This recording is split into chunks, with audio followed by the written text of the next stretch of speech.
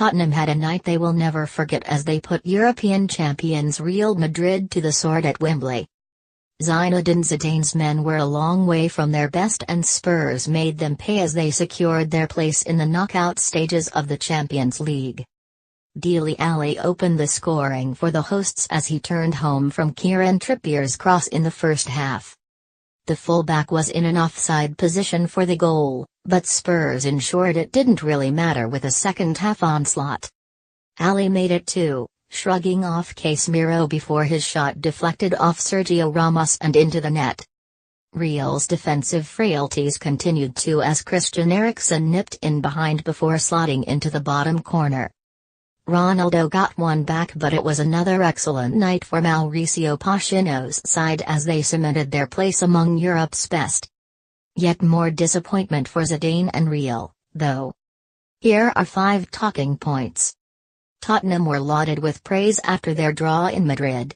And rightly so. But Real Madrid were missing players, they could easily have won and we were still left wondering. However, this was a hugely impressive victory, full of energy and desire. They looked on fire, and if they can seize the momentum then there is no stopping them. Last week Zinedine Zidane was voted FIFA's Coach of the Year. This week, Zidane is feeling the heat for the first time as Real Madrid boss.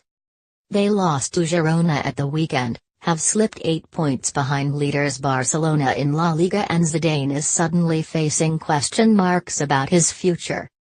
Zidane claimed he is at his best when under pressure. On the back of another defeat, it doesn't look like it. Gareth Southgate was at Wembley to cast an eye over Harry Winks, but the reality is that he has already made up his mind.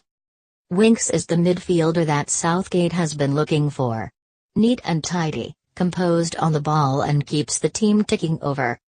Winks was outstanding in the Bernabeu last month, and his mature performance showed that he will not be phased on the big stage.